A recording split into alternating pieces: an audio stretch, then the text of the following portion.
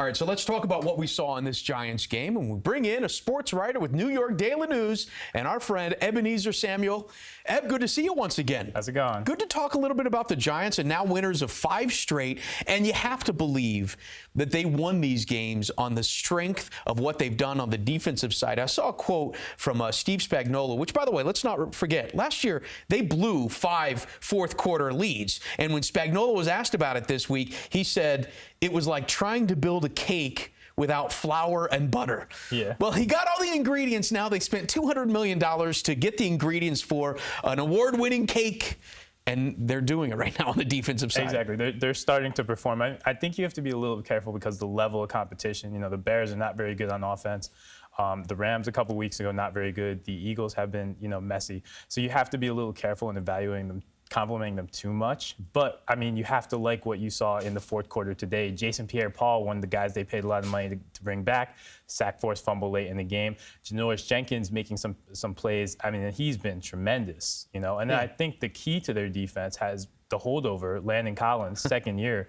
5 interceptions from the guy, closes out the game today, and he's tied for the team lead, which says maybe a little something negative about the pass rush, tied for the team lead in sacks. Well, considering they spent all that money on those defensive guys, and it was a guy they drafted that ended up really rising up and, is having a sensational year in Landon Collins. But what they've done, and I get it, the offenses that they've faced have not exactly been top-notch offenses. However, this just builds confidence for a defensive team. And when you think about confidence in general, Ben McAdoo has confidence in this offense, and he's proved it over and over again.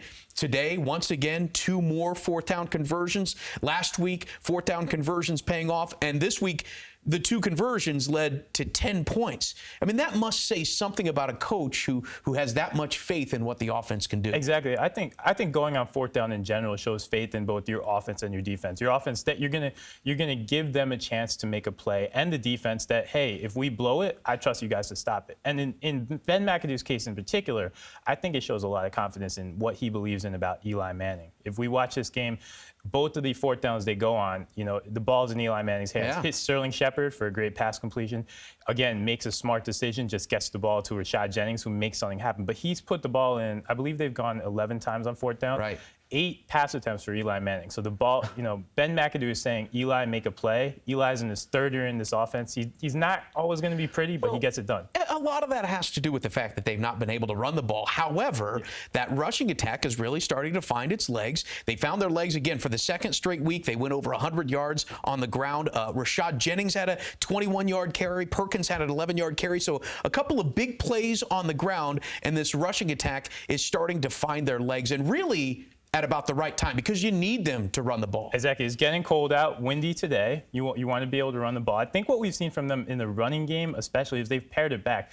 You remember at the start of the year, we were talking all about who's going to run the ball. They had Bobby Rainey, Rashad Jennings, Orleans Darkwa, Paul Perkins, this giant committee. Today, we only saw 2 running backs. Last week, we only saw 2 running backs. You're seeing Rashad Jennings and Paul Perkins get carries. And they've kind of really, I think guys have their roles now. Rashad Jennings knows I'm the man now. And Paul Perkins is kind of coming in as a 3rd down back. It's a little more focused. Yeah. I would like to see them run the ball a little more effectively in the final 4 minutes when you're trying to hold on to a lead and not just leave it to the defense to make a play. And by the way, speaking of missing opportunities, you have to factor in a little bit of luck here for the Giants as well.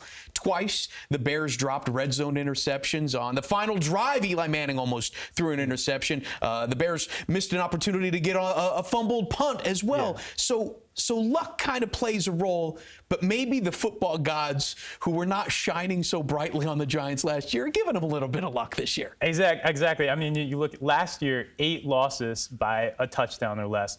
This year, they're 7-3, all 7 wins by a touchdown or less. So the luck has definitely turned. I do think, though, you make your own luck. And what Jerry Reese did, he spent that $200 million wisely, and those guys in the fourth quarter are the guys who are making the luck, who are making the plays. Again, JPP with that sack force fumble. Janoris Jenkins making plays all over. So they're a lot more of a confident group now, and they're making their own luck to get this far. You could read his thoughts on New York Daily News. Ebenezer Samuel, thanks so much for coming in, man. No problem.